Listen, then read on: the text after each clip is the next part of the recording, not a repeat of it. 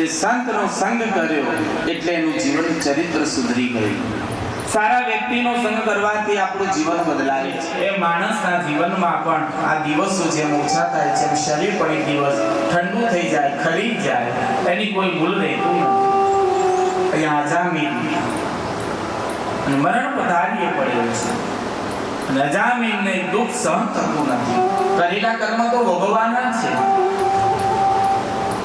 ભગવાન કહે છે કે તમે પાપ કર્યા છે તો એને દૂર કરી દઈશ, પણ તમે જે કર્મ ખોટા કર્યા છે ને એમાં હું સાથ નહીં આપું.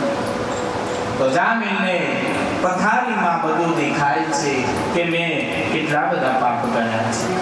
એટલે આ બાજુ અજામીનને પાણી પીવાની ઈચ્છા થાય અને નારાયણ નારાયણ નારાયણ કરે. તમે વિચાર કરો, ખૂબ આવે લીધેલો સ્મરણ માત્રથી એ ભગવાનના પાર્ષદો ત્યાં આવે છે અને નારાયણ નારાયણ કરતા એ અજામીન પોતાનું પ્રાણનો ત્યાગ કરે, દેહ છૂટે અને આ બાજુ યમ આવે, યમના દૂતો, અને આ બાજુ નારાયણના પાર્ષદો આવે છે. યમના દૂતો પાસ નાખે અને જીવડાને ખેંચે. તો ત્યાં પાર્ષદ આવીને તોબે છે કે આ અમારે વૈકુંઠમાં લઈ જવાનું છે. કે કેમ? આ તો પાપી છે. કે ના, પાપીને ભલે પાપ કર્યા હશે પણ અંત સમયમાં એને નારાયણ નારાયણ નારાયણનું નામ લીધું છે એટલે પાપમાંથી મુક્ત થયો છે. હવે એને અમારે વૈકુંઠમાં લઈ જવાનું છે. આ સાંભળતાની કથામાં આપણને સમજાવે છે કે ભાગવત કથા આપણને સમજાવે છે કે ભાવે કુભાવે પરમાત્માનું નામ સ્મરણ કર્યું હોય તો ભગવાનના પાર્ષદ આવે છે. શાસ્ત્ર કદી ખોટું બોલે નહીં. વ્યક્તિ જૂઠું બોલે પણ શાસ્ત્ર ખોટું બોલતા નથી. એ પ્રમાણે ભગવાનનું નામ સ્મરણ કર્યું, અજામીનને વૈકુંઠની પ્રાપ્તિ થાય છે. અહીંયા ભાગવતની અંદર દિતિના અંશનું વર્ણન કર્યું છે કે દિતિને 2 બાળકો થયા, હિરણ્યાક્ષ અને હિરણ્યકશિપુ. અને હિરણ્યકશિપુના પ્રહલાદ થયા અને પ્રહલાદનો દીકરો વિરોચન અને વિરોચનનો દીકરો બલિ થયો અને બલિ એ બાણાસુર થયો. દિતિને ઈચ્છા હતી કે ઇન્દ્રને મારનારો મારો પુત્ર, અને કશ્યપ ઋષિને દિતિનું વર્ણન એ કુસમન વ્રત આપવામાં આવે છે. કુસમન વ્રતની વિધિનું કાળ ત્રિકાળ લક્ષ્મી નારાયણની પૂજા કરવાથી વિધિનું વર્ણન બતાવ્યું છે. અહીંયા કુસમન વ્રતની અંદર ગણપતિના જન્મની ગણોની કથા આ અધ્યાયમાં બતાવીને 7 અધ્યાયની અંદર પરમાત્મા કહે છે કે આરંભમાં રાજાએ પ્રશ્ન કર્યો. સુખદેવજી મહારાજ અનેક વાર સર્વવ્યાપક પરમાત્મા કૃષ્ણ છે, સર્વમાં સમભાવથી ભગવાન બિરાજેલો છે, પણ જગતમાં ક્ષમતા નથી દેખાતી, વિષમતા. ઈશ્વર સર્વમાં સમભાવથી બિરાજે તો વિષમતા કોણ ઉત્પન્ન કરે છે? અને વિષયતામાંથી ભેદ, ઝેર અને વિરોધ આ પ્રગટ થાય છે. સુખદેવજી કહ્યું, રાજન તમે ખૂબ સુંદર પ્રશ્ન કર્યો છે, પણ પરમાત્માની ક્ષમતા એ દરેકને સમભાવમાં જોવે છે. પરમાત્માએ વર્ણન કરતા કહે છે કે સાકાર અને નિરાકાર જીવનને આનંદ કરવા માટે પરમાત્મા લીલાઓ કરે છે. અને કૃષ્ણ લીલા કરે, જીવ કરે એની ક્રિયા કહેવાય, અને ભગવાન કરે એને લીલા કહેવાય. ક્રિયા બંધન કરે અને લીલા છે બંધનમાંથી છોડાવે છે. ભગવાનની લીલામાં વિષમતા જેવું દેખાતું નથી, પણ વિષમતા એની અંદર સમતા છે.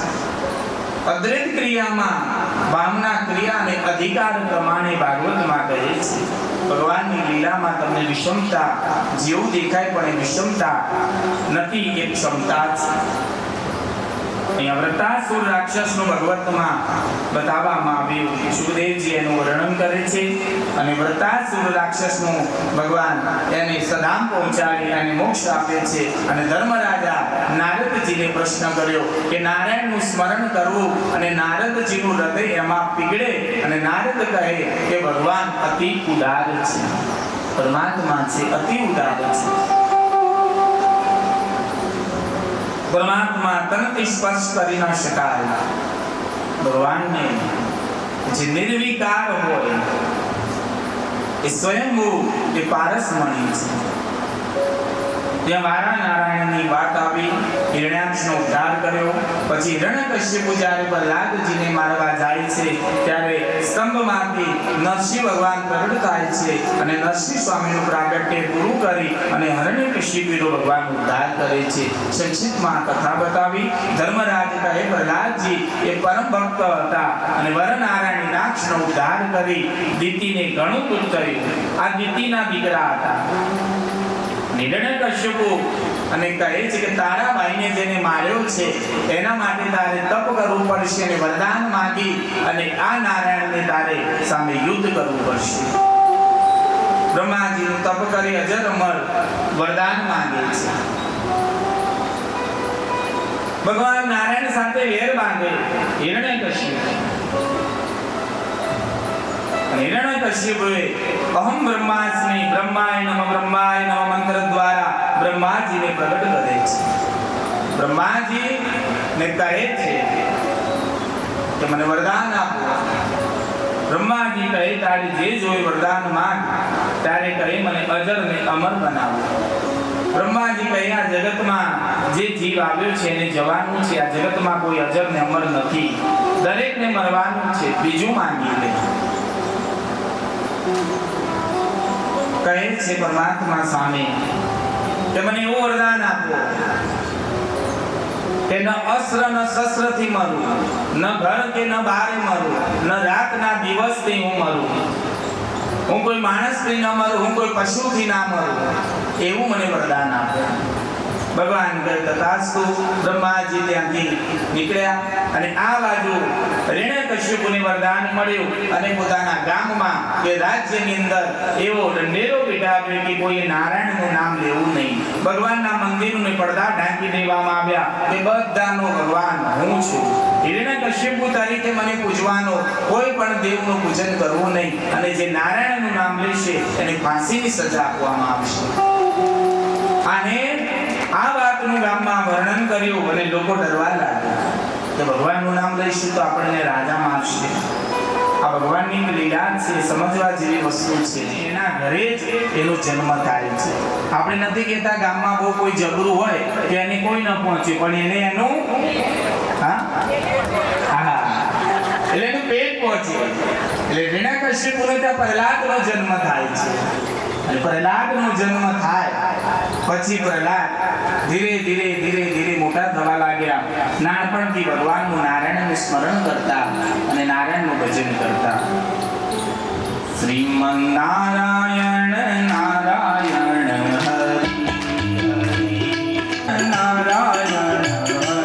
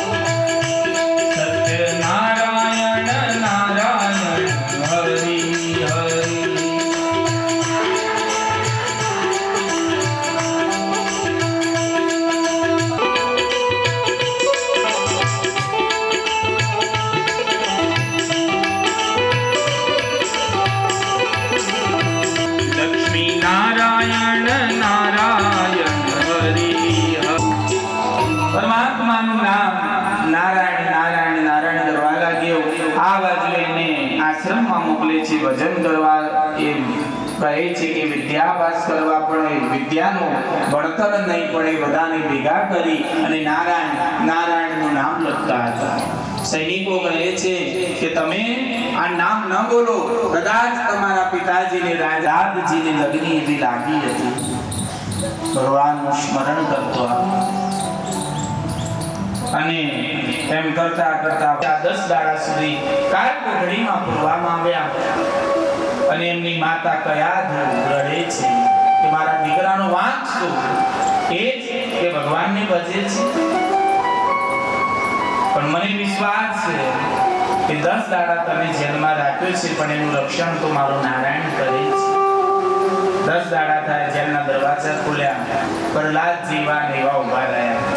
પાછા એમને જ્યાં સાપ હોય, વીંછી હોય, એ કોઠીમાં પૂરે છે, પણ એમને તો કાંઈ થાય નહીં.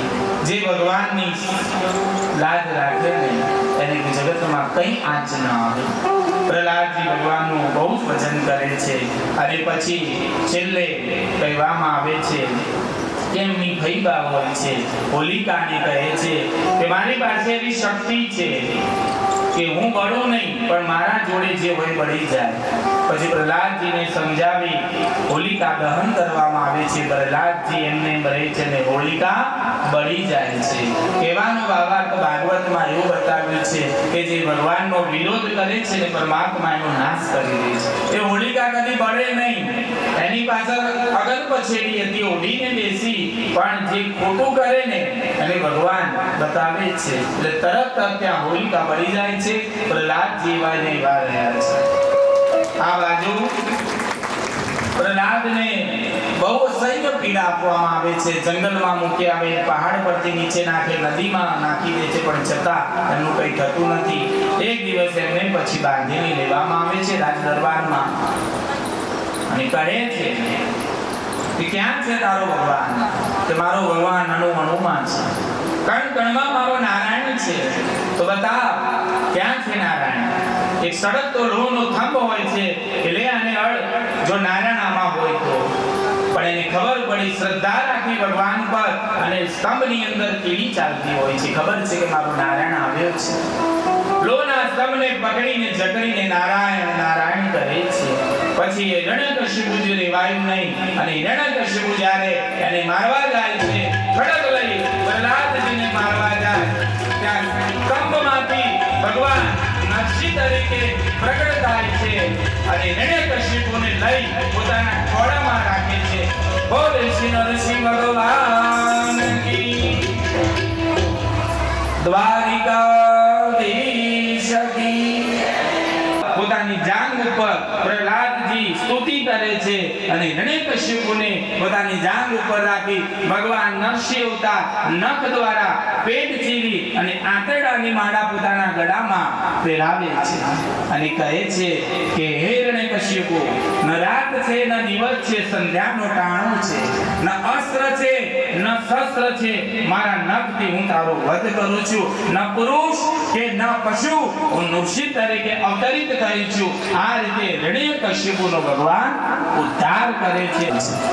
કે જેટલું તમે ભગવાનને ભજો છો, પરમાત્માનું સમર્પણ કરો છો, તો પરમાત્મા તમારી સમક્ષ આવે છે. અહીંયા પ્રહલાદને ઉદારે છે. ભગવાન ક્રોધમાં હોય છે, બધા દેવી દેવતાઓ આવે છે, ફૂલની વૃષ્ટિ કરે છે, છતાં નરસિંહ ભગવાન એકદમ રામ યજ્ઞમાં હોય છે. લક્ષ્મીજી આવી વંદન કરે છે, છતાં ભગવાન માનતા નથી. ત્યારે બ્રહ્માજી કહે છે, હે પ્રહલાદજી, તમે જાઓ ત્યારે ભગવાન શાંત થશે. ક્રોધાગ્નિમાં પ્રહલાદજી સ્તુતિ કરે છે પરમાત્માની, અને સ્તુતિ કરવાની સાથે નરસિંહ ભગવાન પોતે શાંત થયા.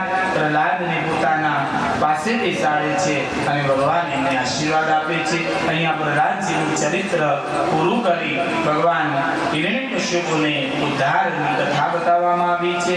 અને આ જીવનમાં કહેવાનો ભાવાર્થ એ છે કે જીવનની અંદર મુક્તિ એ આનનારો ભગવાન છે.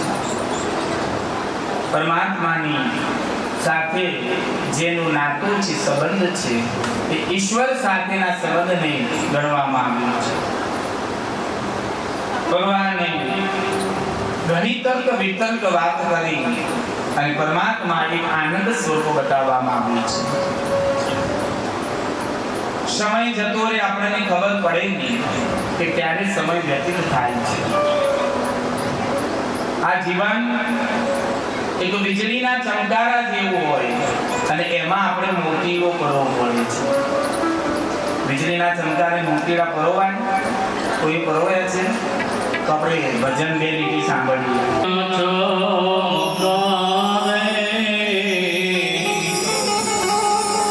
મોતીડા પરો પાનબાઈ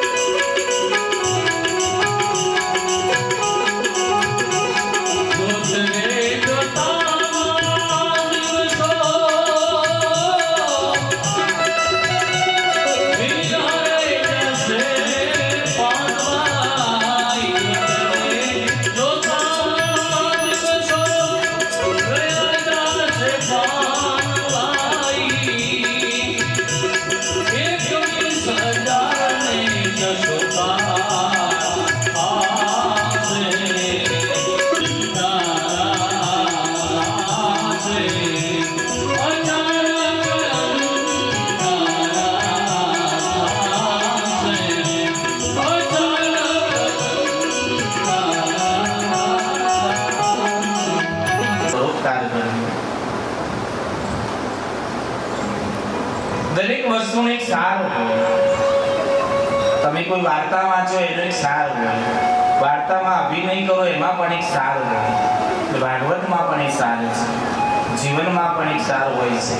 ને સારને, એ સમયને, એ વાક્યને આપણે પકડવું પડે. અને પકડો એટલે આપણું જીવન એમાં પૂરીપૂર્ણ થઈ જાય, એમાં કઈ રહે નહીં. અહીંયા બધું પ્રહલાદજીના ચરિત્રની કથા સાંભળી.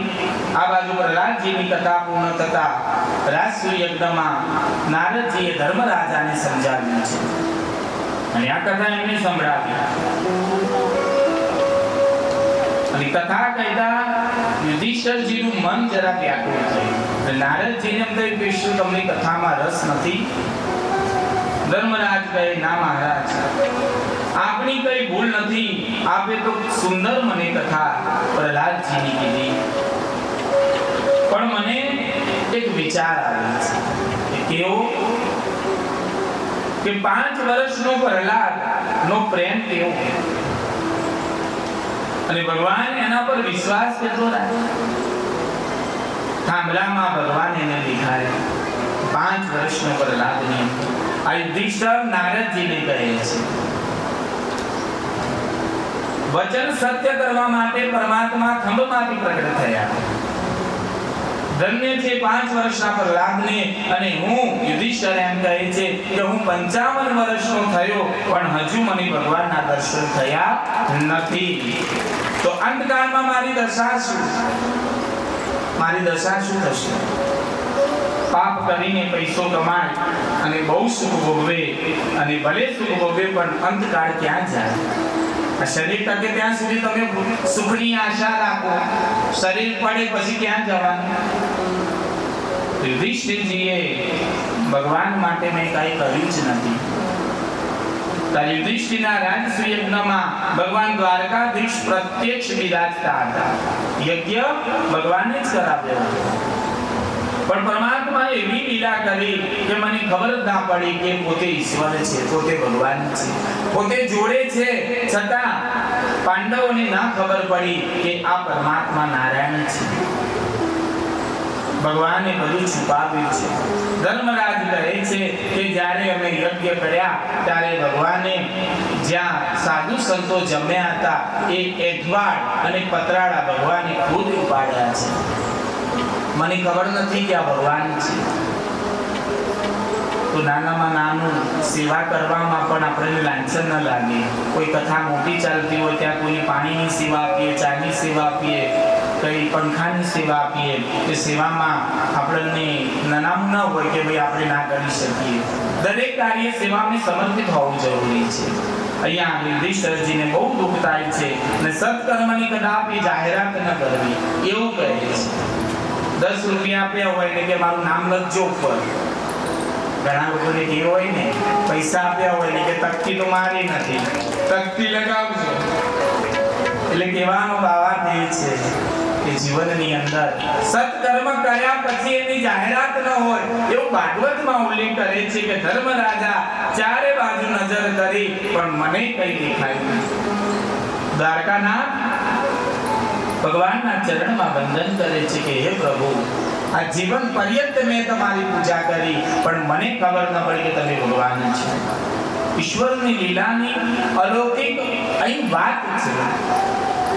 ઘણા જીવનની અંદર પરમાત્મા કહે છે ધર્મરાજાને બહુ દુઃખ થાય છે કારણ કે ભગવાન કૃષ્ણ એ લક્ષ્મીના પતિ છે. અનંત કોટી બ્રહ્માંડનો એ પોતે અધિનાયક છે. કૃષ્ણના દર્શન કરવા માટે અમે બધા યજ્ઞમાં આવ્યા. તમામ લોકો આવે છે. યશોદાજીના આંગણામાં જે મોટા મોટા સાધુ સંન્યાસીઓ આવતા અને યશોદાજી ભિક્ષા આપવા જાય ત્યારે સાધુ હાથ જોડે કે માં, અમે ભિક્ષા લેવા નથી આવ્યા, અમે તો તારા લાલાના દર્શન કરવા આવ્યા છીએ. તારા લાલાના દર્શન કરાવ એટલે મને ભિક્ષા મળી ગઈ છે. આમ નારદજી યુધિષ્ઠિરજીને બધી વાત કરી અને પ્રહલાદ ચરિત્ર સમાપ્ત થયા પછી કૃષ્ણ પરમાત્માના દર્શન થયા એની કથા છે. આ ધર્મની વર્ણાશ્રમની કથા છે. બ્રાહ્મણ, ક્ષત્રિય, વૈશ્ય, શૂદ્ર, બ્રહ્મચારી, ગૃહસ્થ, વાનપ્રસ્થી, સંન્યાસી અને મહાત્માના ધર્મ સંક્ષેપનું અહીંયા વર્ણન કરી સપ્તમ સ્કંદ પરિપૂર્ણ કરી અને અષ્ટમ સ્કંદની અંદર ગજેન્દ્ર મોક્ષની કથા આવે છે. ગજેન્દ્ર મોક્ષની કથા ભગવાન કહે છે. પ્રત્યેક મન્વંતરમાં ભગવાન અવતાર ધારણ કરે. જ્યાં પૃથ્વી પર પાપ વધે એટલે પરમાત્મા આ પૃથ્વી પર એક અવતારિક પુરુષ તરીકે પ્રગટ થાય છે. અષ્ટમ સ્કંદની અંદર મન્વંતરની કથા છે.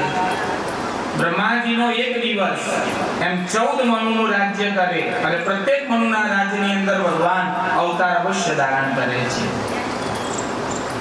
ત્યારે કળિયુગ પરિપૂર્ણ થાય ત્યારે કે 8,64,000 વર્ષ એ દ્વાપર યુગની સમાપ્તિ થાય અને 12,96,000 વર્ષ પૂરા થાય એટલે ત્રેતા યુગની સમાપ્તિ થાય. એમ 4 યુગની ચોકડી થાય ત્યારે 1000 વાર થાય અને બ્રહ્માજીનો એક દિવસ પૂરો થાય. આ રીતે 100 વર્ષ પૂરા બ્રહ્માજીનું આયુષ્ય પૂર્ણ થાય છે. અહીંયા સુખદેવજી એક વાત પરીક્ષિત રાજાને કરે છે કે ત્રિકુટાચલ પર્વત પર એક બળવાન હાથી રહેતો અને હાથી પોતાની પત્ની અને પોતાના બાળક સાથે મંદ હાસ્ય કરી અને ક્રીડા કરતો. મસ્તકમાંથી મંદ જરતો વાઘ સિંહ પણ એનાથી ગભરાતા એવો વિકરાળ હાથી હતો. એકવાર બહુ ગરમી પડી તારે પોતાની પત્ની હાથણી સાથે બચ્ચા સાથે સરોવરમાં જાય છે અને જળ ક્રીડા કરે છે. સૂંઠમાં પાણી લઈ પોતાની પત્ની પર નાખે, બાળકો પર નાખે અને ખૂબ રમણીય આ પ્રસંગ અહીંયા કહેવામાં આવ્યો છે. અને સરોવરમાં એક મહાકાય મગર રહેતો અને મગર આ જોવે છે. બંને જણા પોતાના પરિવાર સાથે એટલા મંદ રીતે સરોવરમાં જળ ક્રીડા કરે છે એટલામાં મગર આવે છે અને હાથીનો પગ ઝાલે છે.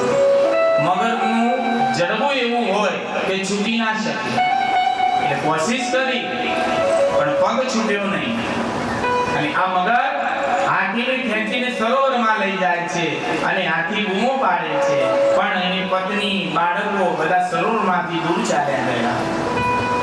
કોઈ સાથે આવતો નથી. જે ને પ્રેમ ભરપૂર કરતો હતો પણ કાર મગર રૂપી એના પગને ખેંચી સરોવરમાં લઈ જાય છે તારી પત્ની બાળકો બધા એને છોડીને જવા લાગ્યા અને જતા જતા જોવે છે સામે કાંઠે પણ હાથીને બચાવે કોણ? અને હાથીને બચાવવા જેમ સરોવરમાંથી અંદર લઈ જાય છે અને હવે એને એમ થયું કે હવે કોઈ મારું છે નહીં. જેના માટે હું ફળ તોડી લાવતો, જેને હું પ્રેમ કરતો અને જે વ્યક્તિ આજે મને મુસીબતમાં મૂકીને જતો રહે છે ત્યારે એને પરમાત્માનું સ્મરણ કર્યું, ઈશ્વરનું સ્મરણ કર્યું. કહે છે કાળ પગને પકડે ત્યારે અંધકારમાં સાવધાન રહેવું. મરણ સુધરે અને ગાપર છે એનું મરણ બગડે છે. હવે ખબર પડી કે પતિ પત્ની બધા છોડીને જતા રહ્યા ત્યારે નારાયણનું સ્મરણ કર્યું. હે નારાયણ, ક્રિયા ભાવથી જે ભાવથી હું તમારું સ્મરણ કરું છું. હે નારાયણ, આજે અંત સમય મારો વિકટ છે અને મારું કોઈ સગું નથી પણ તું જ સગો છે અને મારો અંતરનો ભાવ આજે તું સમજી ગયો હોય, મારી પ્રાર્થનાનો તે સ્વીકાર કર્યો હોય તો પરમાત્મા મને બચાવશે. આ કાળ મારો પૂર્યો કરે છે, મને બચાવ. ત્યારે નારાયણ ગરુડ ઉપર સવાર થઈ પોતાના ચક્ર દ્વારા તે મગરનું માથું કાપે છે અને પરમાત્મા આ રીતે ગજેન્દ્રને કાળમાંથી બચાવે અને ગજેન્દ્ર મોક્ષની અહીંયા કથા પરમાત્મા પરિપૂર્ણ કરે છે. ભગવાનિકા દેશકી પત્ની બાળકોને તમે ગમે તેટલો પ્રેમ કરો પણ અંત સમયમાં કોઈનું નથી. તમારી પાસે અઢળક સંપત્તિ હોય તો બધા તમને યાદ કરે, પણ જ્યારે તમારે ભજનમાં કાલ ગાયું હતું, જ્યારે ખાવાના ફાંફા પડે ત્યારે હું તને યાદ કરું. એટલે કહેવાનો ભાવાર્થ એ છે કે આ સંસારની અંદર, આ જગતમાં સૌ સ્વાર્થના છે અને સ્વાર્થ વગર પ્રીત કોઈ કરતું નથી. આ જગતમાં આપણું કોઈ છે નહીં. સમય જોઈ પરિસ્થિતિ વ્યક્તિ બદલે છે. તમારી પરિસ્થિતિ જોઈ વ્યક્તિ સંબંધને બદલે છે. कसने वादे प्यार वफा सब बातें बातों का प्यार.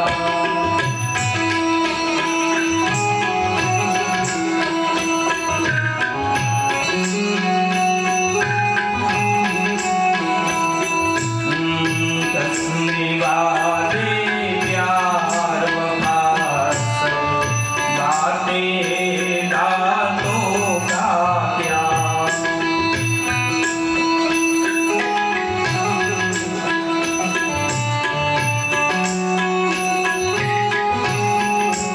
આ જગતમાં કોઈ કોઈનું નથી, સમજજો. ચાલો.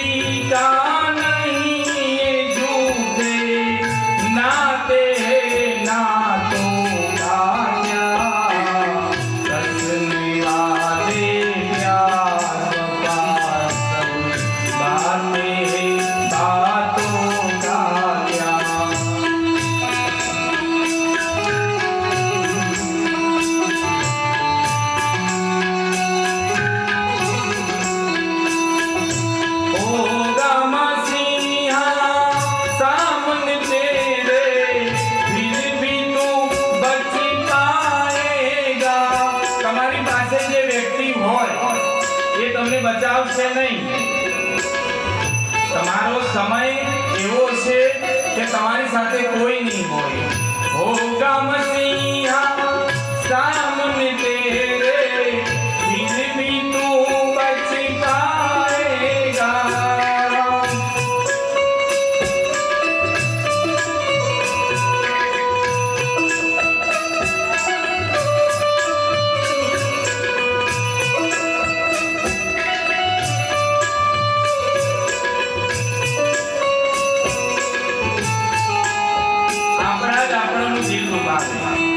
આપણા જ આપણને વગોવે અને આપણા જ આપણી ખામી કાઢે.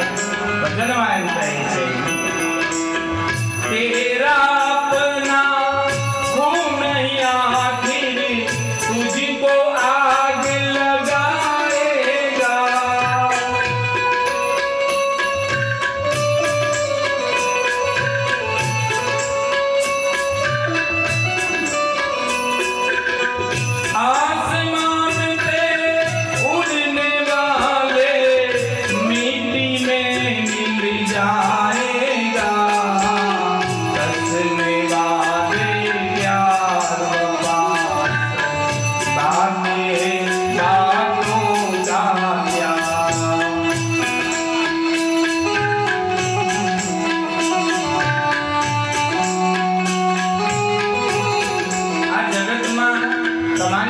સુખ હોય એટલે બધા જેમ ગોળ હોય એટલે માખીઓ આવે, એ રીતે સુખ હોય ને એટલે બધા આવે.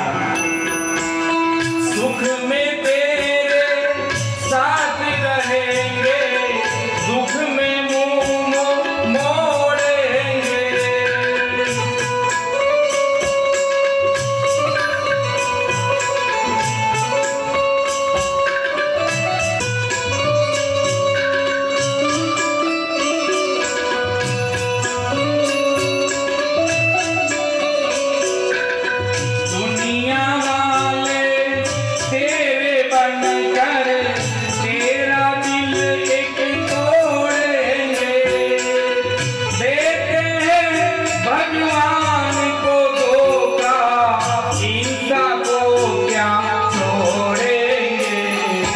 તું જાગ્યા।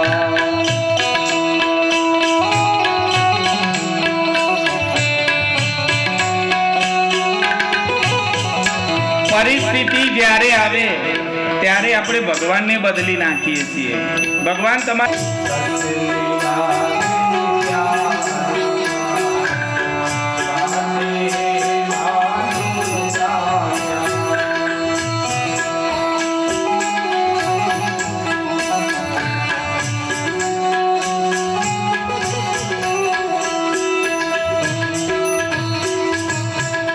સંસારમાં કહેવાનો બાબત એ છે કે બધાને એમ થાય છે કે મહારાજ એમ કહે છે કોઈ નથી, આમ નથી, તેમ નથી, કરવું શું?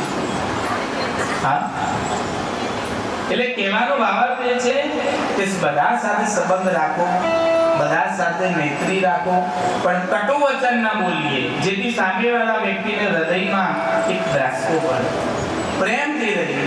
પરમાત્મા કૃષ્ણ કહે છે જગતની અંદર આ ગજેન્દ્ર મોક્ષની કથામાં કે સંસારમાં જ્યારે વિપત્તિ પડે ત્યારે કોઈ આપણી સાથે રહેતું નથી, તો પરમાત્મા એ સર્વશ્રેષ્ઠ છે, ઈશ્વર એ શ્રેષ્ઠ છે, એ કદી તમને છોડશે નહીં। તમે ગમે તેવી પરિસ્થિતિ હશે ને તો ભગવાન તમારે, તમે અંતરનાથજીને યાદ કરજો તો ભગવાન તમારું કાર્ય અવશ્ય કરશે। જો નરસિંહ મહેતાનું મામેરું ભરતો હોય કોહરબાઈનું તો તમારું કાર્ય ન કરે। 52 પરચા પૂર્યા છે એટલે 52 ગજની ધજા ચડેલી છે દ્વારિકાધીશમાં કે ડાકોરની અંદર રણછોડરાયની ભગવાને 52 કામ કર્યા, કળિયુગમાં જ કર્યા છે। એટલે કહેવાનું બાબત ભાગવતમાં કહે છે જે કાળનો પણ કાળ એ પરમાત્માના શરણે, એ યોગીના શરણે જાય તો અંતરનાથથી પરમાત્મા એનું રક્ષણ કરે છે। ઈશ્વર સાથે મૈત્રી પરમાત્માના દ્વારા કરવામાં આવેલી ભક્તિ એ કદી વિફળ નથી જતી, સફળ જ હોય છે।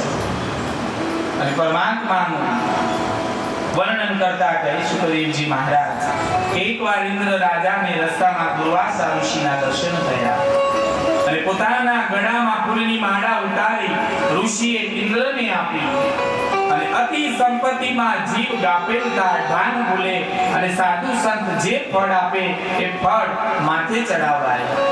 પણ ઇન્દ્રએ શું કર્યું? દુર્વાસા ઋષિએ જે હાર આપ્યો ને પોતાના હાથીના મસ્તક ઉપર ફેંકી દીધો।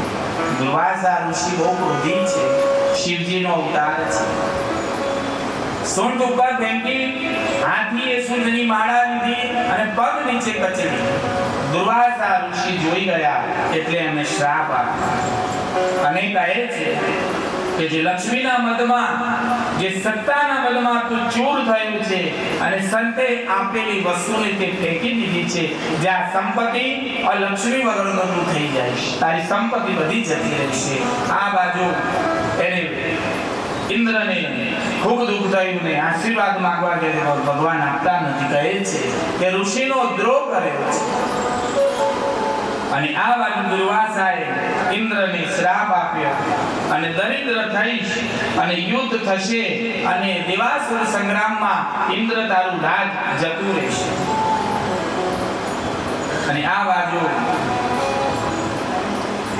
દૈત્યોએ ચઢાઈ કરી, સ્વર્ગનું રાજ્ય ઇન્દ્રને ત્યાંથી ખસેડી અને સર્વ રાજ્યપાલ એ બધું લઈ લે છે।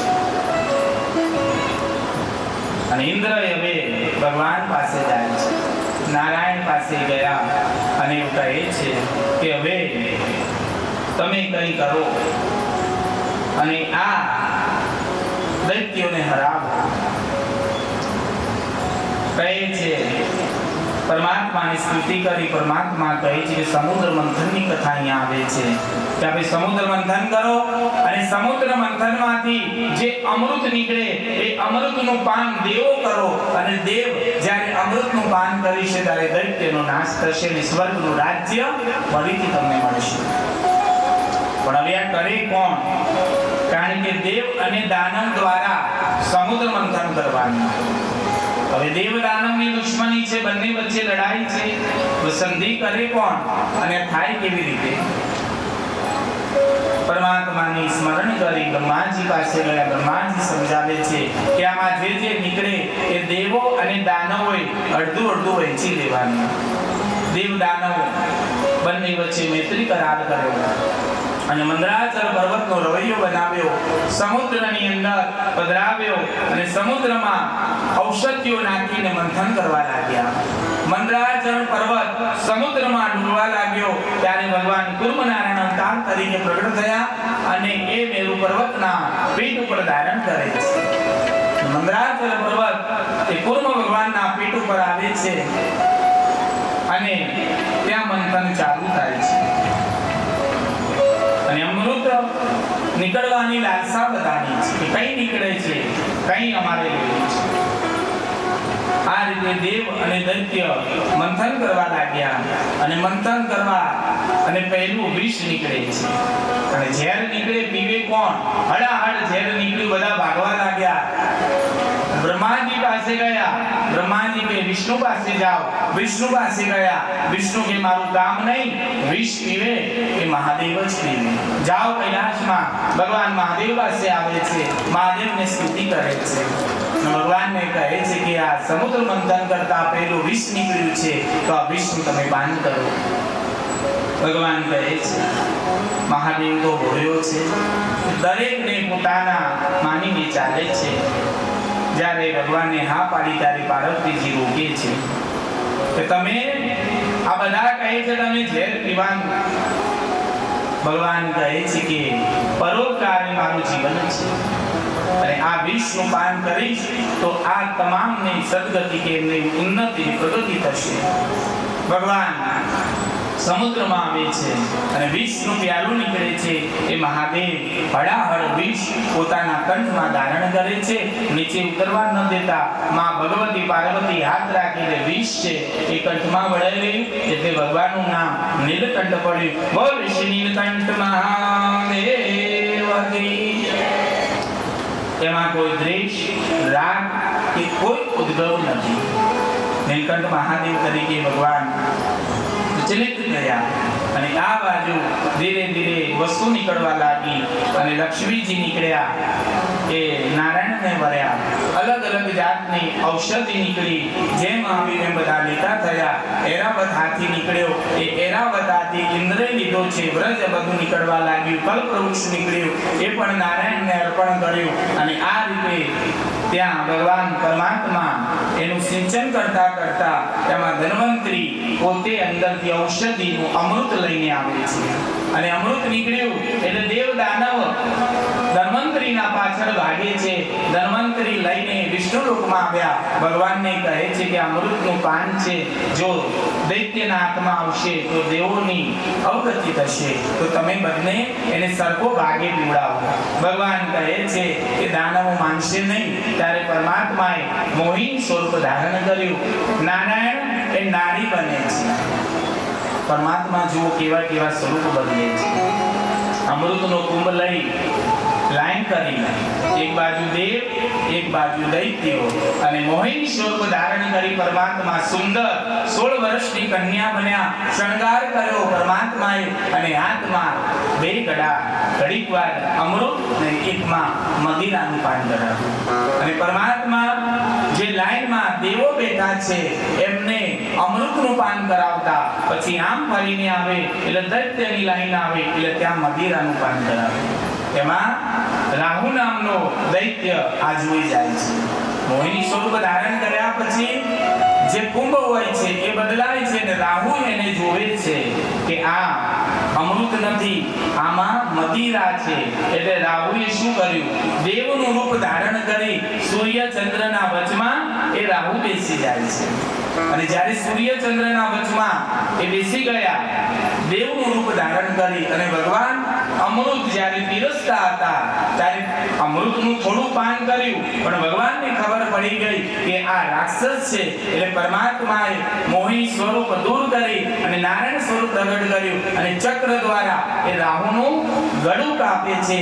એટલે આજે પણ સૂર્ય ચંદ્રના વચમાં જે ગ્રહણ થાય છે એ રાહુનું ગ્રહણ છે. એટલે આપણું શાસ્ત્ર વૈજ્ઞાનિકો તો હવે બધું સિદ્ધ કર્યું છે.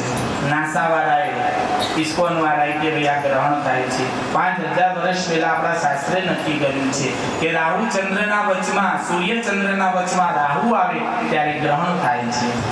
એટલે શાસ્ત્ર એ સચોટ છે.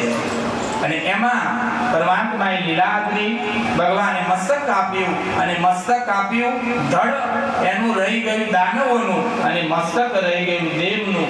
એટલે રાહુ છે ને એને માથું છે, નીચેનો ભાગ નથી. એટલે મસ્તક લઈને ફરે છે અને જ્યારે સૂર્ય ચંદ્ર ગ્રહણ થાય ત્યારે એને ગ્રાસ કરે છે. પરમાત્માએ મોહિની સ્વરૂપ ધારણ કરી અને આ દેવોને સાથે યુદ્ધ થયું અને યુદ્ધની અંદર પરમાત્મા એને સફળ વિજય પ્રાપ્ત થયો. ઇન્દ્ર ફરીથી વિજય બન્યા અને ઇન્દ્ર વિજય બન્યા પછી સ્વર્ગમાં એનું રાજ્ય એ પાછું મળે છે. પરમાત્માએ આ લીલા દ્વારા ઈશ્વરની ભગવાનની છઠ્ઠા મન્વંતરની કથામાં આ સમુદ્ર મંથનની કથા પૂર્ણ થતા સપ્તમ મન્વંતરમાં કશ્યપ ઋષિના ઘરે વામનજીનું પ્રાગટ્ય થાય છે. અહીંયા વામનની કથા આવે છે. આઠમા મન્વંતરની અંદર અને 14મા મન્વંતર સુધી ભવિષ્યમાં જે અવતાર થવાના છે એ અવતારની કથા અહીંયા સંક્ષેપમાં વર્ણન કરવામાં આવી છે. અને એ કથા દ્વારા પરીક્ષિત રાજા પ્રશ્ન કરે. વામનજીની કથા એમને બહુ ગમે કે લક્ષ્મીનો પતિ જે નારાયણ છે અને ભિક્ષા લેવા માટે જાય એમાં રહસ્ય શું છે, એટલા માટે વામનજીનું પ્રાગટ્ય થાય છે.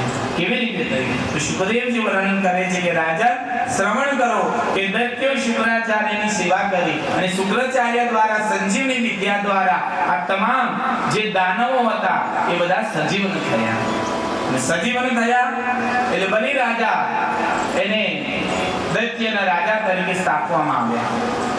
બલિ રાજા યજ્ઞ કર્યો. યજ્ઞ એવો હતો કે આ યજ્ઞ દ્વારા સર્વ દેવોનો નાશ થાય અને સ્વર્ગનો અધિપતિ ઇન્દ્રનું રાજ્ય ફરીથી આપણને મળે એટલા માટે યજ્ઞ કર્યો. શુક્રાચાર્ય આચાર્ય પદ ઉપર હતા અને શુક્રાચાર્ય એ પોતે દૈત્યના ગુરુ છે અને દેવના ગુરુ એ બૃહસ્પતિ છે. એટલે દૈત્યના ગુરુ શુક્રાચાર્યએ કહ્યું કે યજ્ઞ કરો અને યજ્ઞ પરિપૂર્ણ થશે એટલે તમને ફરીથી રાજ મળશે. આ બાજુ યજ્ઞની તૈયારી થવા લાગી. પરમાત્માએ લીલા કરે છે. કહેવાય છે કે કશ્યપ ઋષિ અને અદિતિ એ ભગવાન પુત્ર રૂપે પ્રગટ થવા તૈયાર થયા. અંતર્યામી નારાયણ મન બુદ્ધિ અહંકાર ચિત્ત પરમાત્માનો અધિપતિ અને અદિતિ કે માયાનો પડદો છે એને દૂર કરે છે. અદિતિ એટલે બ્રહ્મકાર વૃત્તિ અને અદિતિને કશ્યપ ઋષિ 12 દિવસ સુધી પયુવ્રત કરીને નારાયણની સેવા કરી. નારાયણની સેવા કરવાથી મનની અંદર જાગૃતતા આવે અને અદિતિના પેટમાં ગર્ભ રહે અને એ પરમાત્મા એ આજે આદિનારાયણ વામન તરીકે આજે પ્રગટ થવાના છે. એની દરેક લીલાનું વર્ણન અહીંયા બતાવવામાં આવ્યું છે. અને આ મંત્ર દ્વારા ભગવાન કહે છે કે ઈશ્વરની ભક્તિથી એને પરમ તત્વની પ્રાપ્તિ થઈ અને ત્યાં 6 વર્ષ પછી ત્યાં વામન અવતાર તરીકે પોતે પ્રગટ થયા. બ્રહ્માજીએ વામનજીને કમંડળ અર્પણ કરી. બ્રહ્મચારી હતા એટલે મૃગચર્મનું આસન ધરતી માતાએ આપ્યું અને અદિતિ માતાએ એમને લંગોટ પહેરાવી અને મા ભગવતી પાર્વતી એમને ભિક્ષા આપે છે. 6-7 વર્ષનો બાળક લંગોટી પહેરીને સંધ્યા ગાયત્રી કરવા અને જમોરી આપી અને કેટલું સુંદર લાગે છે બટુક પણ એટલા સુંદર લાગે છે. વામનજી બૃહસ્પતિ વામનજીને બ્રહ્મચારીનો ધર્મ સમજાવ્યો, ધર્મનું આચરણ આપે છે. આપણે આપણા બાળકોને પણ ધર્મનું આચરણ આપીએ. આપણે અંગ્રેજીને એબીસીડી ન લખાવીએ તો ચાલશે, પણ હનુમાનજી કોણ છે, રામ કોણ છે, પરમાત્મા કોણ છે, ગાયત્રી મંત્ર શું છે એ તો આવડવું જોઈએ. દર શનિવાર મંગળવારે આપણા દીકરાને બેસાડી હનુમાન ચાલીસાના પાઠ કરાવો, શિવનો મંત્ર આપો. ઇંગ્લિશ મીડિયમમાં ભણાવો એનો કોઈ વાંધો નથી, પણ ધર્મનું જ્ઞાન હોવું જરૂરી એ દરેક હિન્દુ ધર્મના દીકરાને આવશ્યક છે. ઘણા બધા છોકરાઓને આવડતું જ નથી. અહીંયા આગળ આપણી કથા સાંભળી કપિલ મહારાજની, એમની માતાને દેવહૂતિને એ પોતે એ કપિલ ગીતા બતાવી અને કપિલ ગીતામાં એમ લખ્યું છે કે માનું મહત્વ શું છે, માં કોણ છે.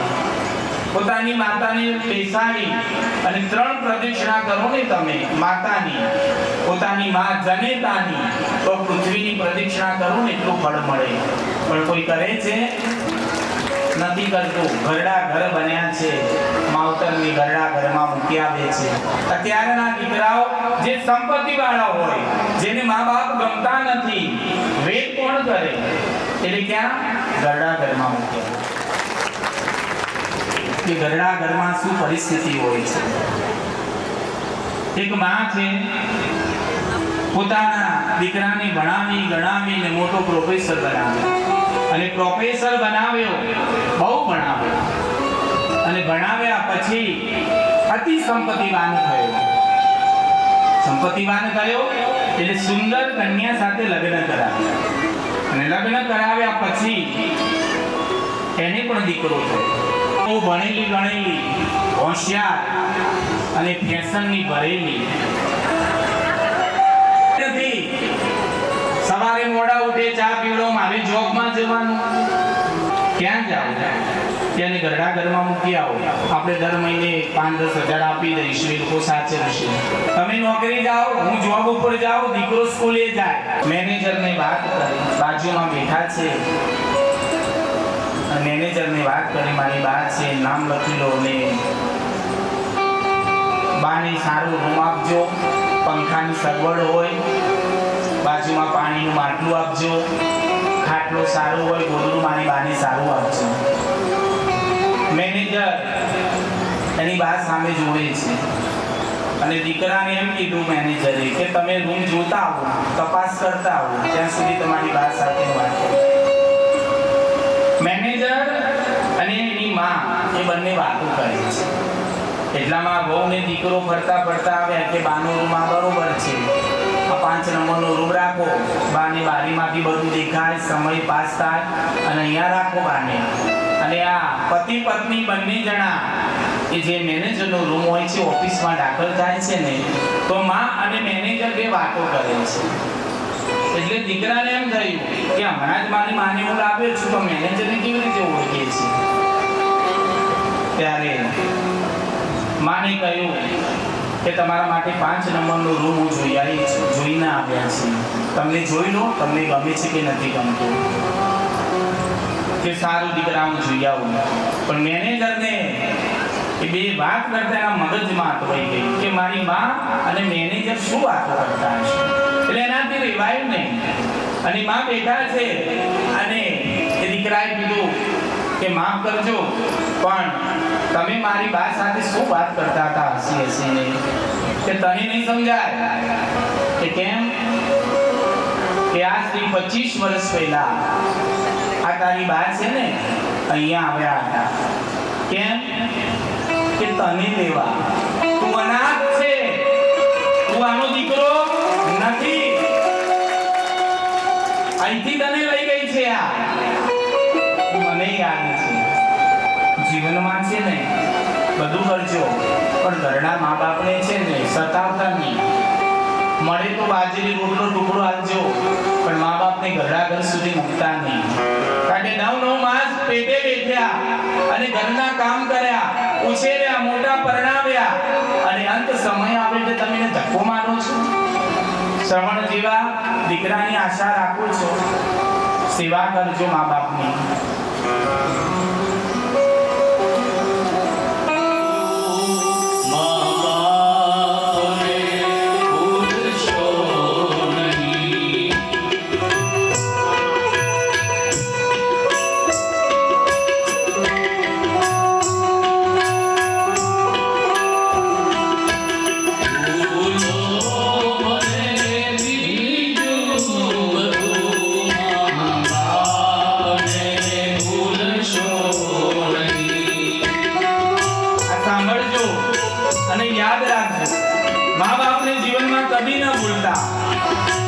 જગત જે જોયો છે, તડકો બેઠ્યો છે ને માથે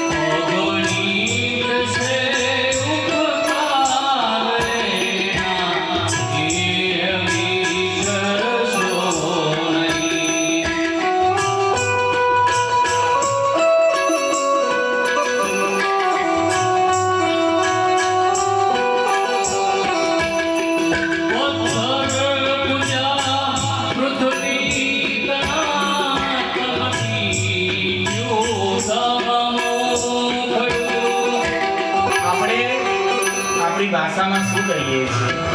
જેને સંતાન ન હોય આપણે શું કહીએ? એને જીવનમાં એમ ના કહીએ વાંઢણી છે તું. આ ધરતી કદી વાંઢણી નથી રહી, એ તો માં છે. એનું અમૃત તો વરસતું જ રહે છે. કટુ વચનથી કોઈને કઈ ના કહીએ.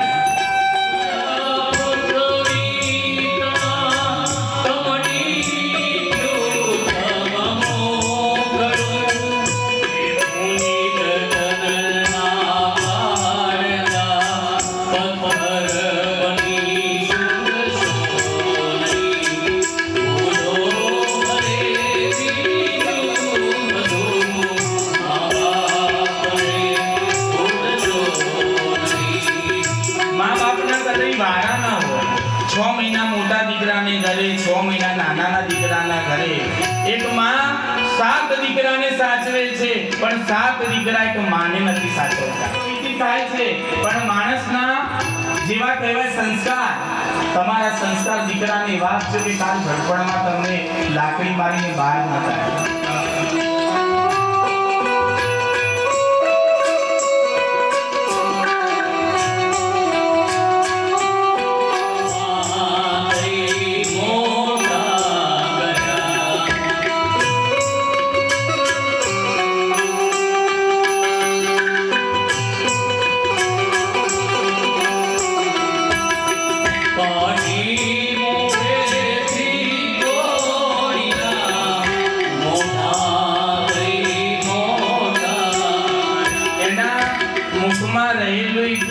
બાજરીનો રોટલો હશે તો દીકરાને આમ ખવડાવે કે લે બેટા જરા ઉઠી જા.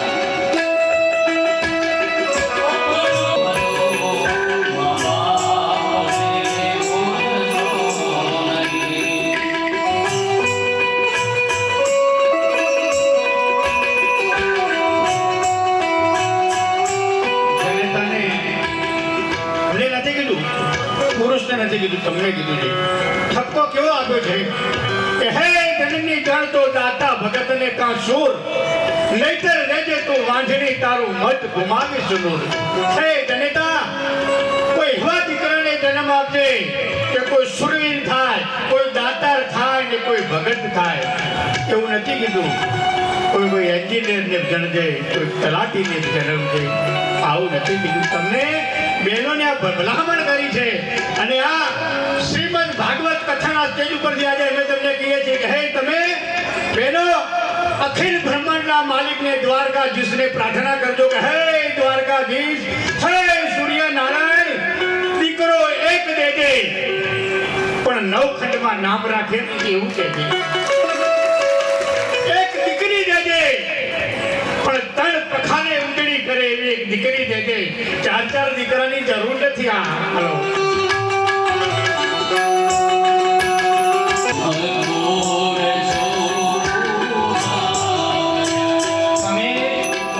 સંતાનોના તમામ કોડ પૂરા કર્યા. હા, કે નવું કપડું જોઈએ, નવું દફતર જોઈએ, સાયકલ જોઈએ, સ્કૂટર જોઈએ, તમે લઈને આપ્યા છે. તમારી બચત આ દૂધ મંડળીમાં દૂધ ભરાવીને જે બચત કરી હોય ને એ તમે તમારા દીકરા પાછળ ખર્ચી. કેમ કે એના લાડ કોડ તમે પૂરા કર્યા.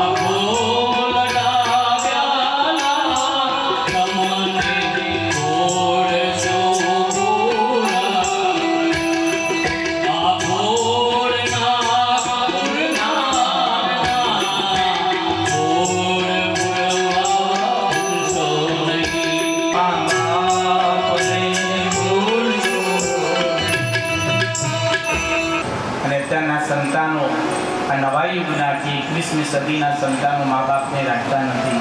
ગરડા ઘર બંધાવે પણ ગરડા ઘરમાં મા બાપની ખૂબ જ પરિસ્થિતિ એવી હોય છે.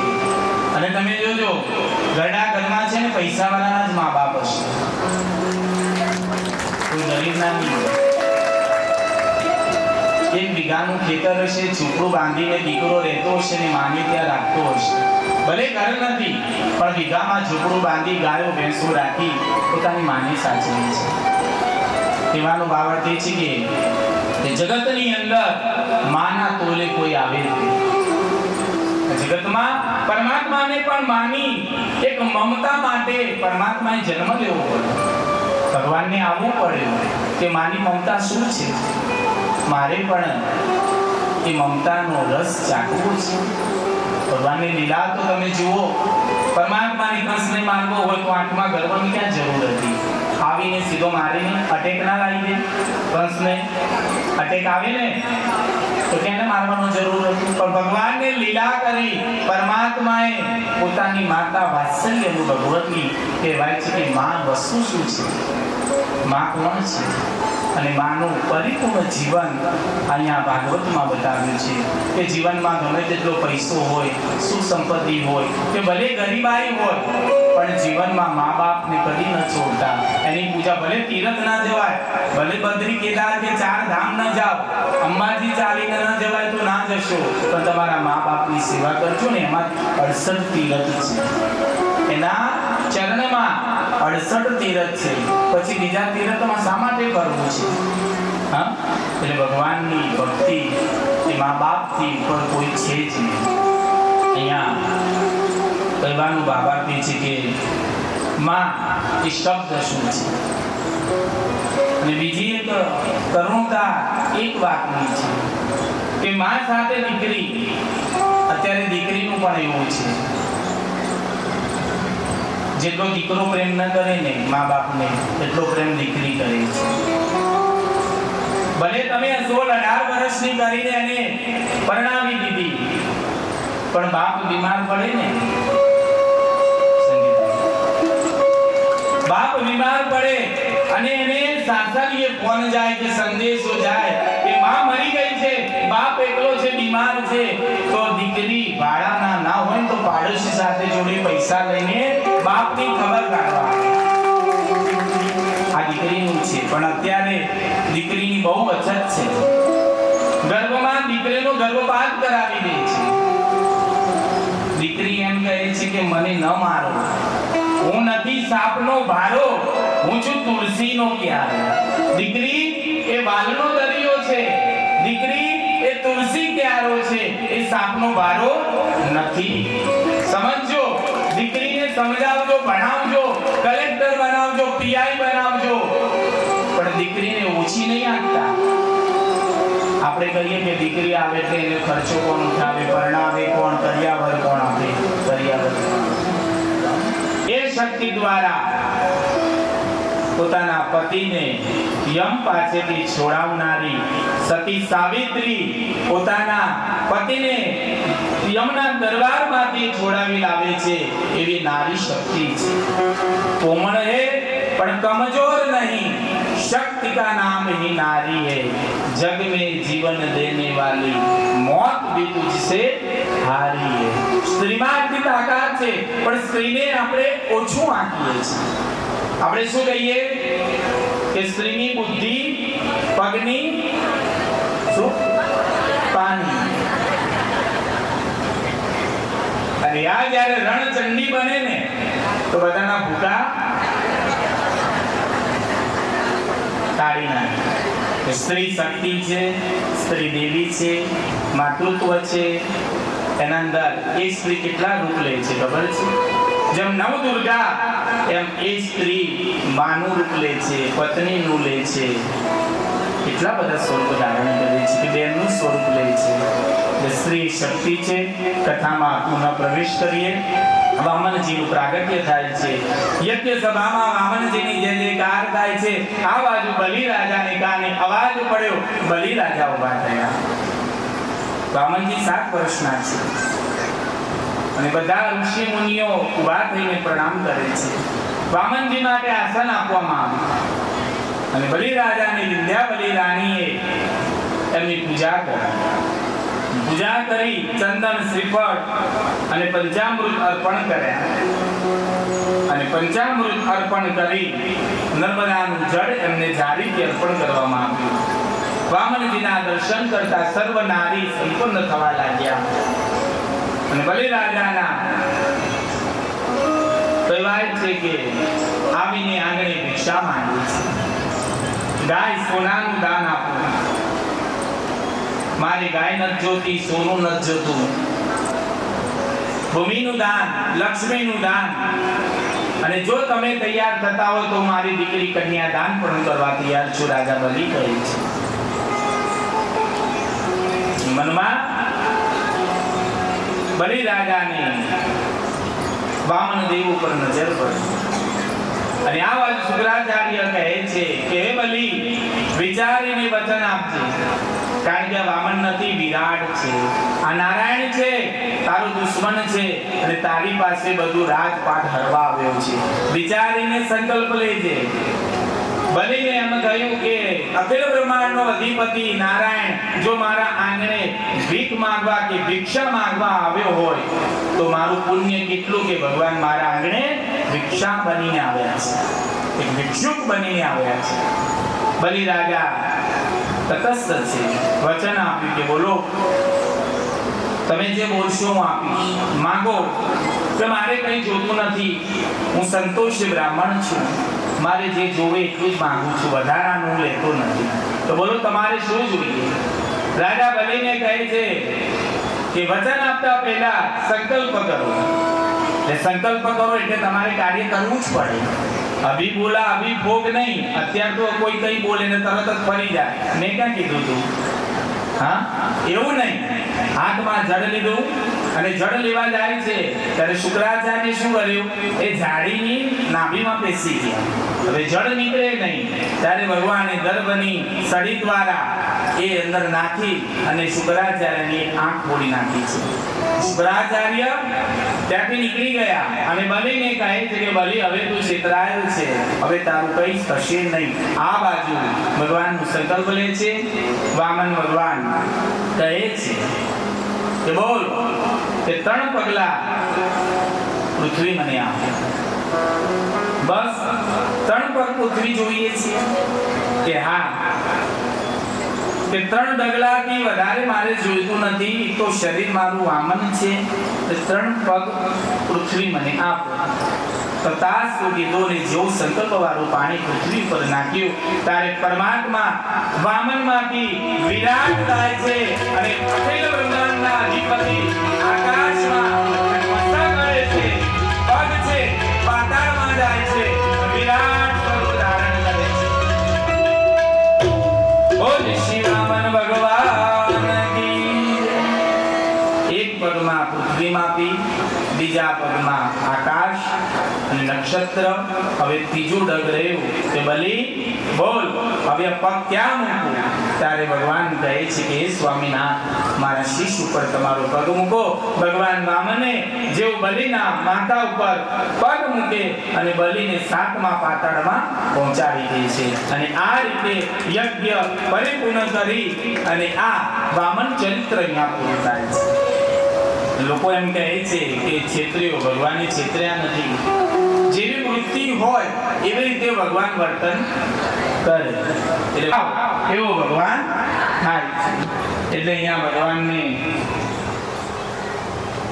ત્યાંથી વિરાટ સ્વરૂપ લઈ પરમાત્મા બલિ રાજાને પાતાળનો રાજા બનાવે છે અને પરમાત્મા તેનું વચન કરી રાજા બલિને સમજાવી અને ત્યાં પાતાળના અધિપતિ તરીકે સ્થાપિત કરવામાં આવે છે.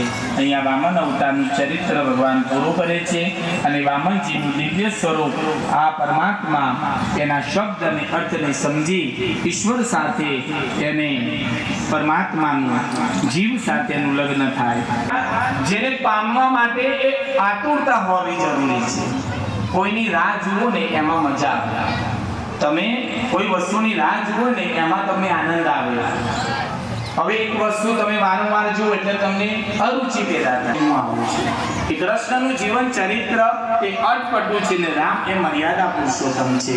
એટલે એમનું જીવન સરળ છે અને સરળતામાં ભગવાન મળી જાય છે. અહીંયા એક કરુણા અવતાર છે. એટલે કહેવાય છે સત્ય, પ્રેમ અને કરુણા આ 3 શબ્દથી આ ભાગવતની રચના છે. સત્ય શિવ જીવ સાથે મળી જાય છે. એટલે કહે છે અમરીશ રાજા એકવાર જમ્યા પછી અનાજ લેતા ના હતા, પણ અમરીશ રાજા એ વાત કરી ત્યારે દુર્વાસાને ક્રોધ આવ્યો. એટલે દુર્વાસા એમને શ્રાપ આપવા માટે જાય છે.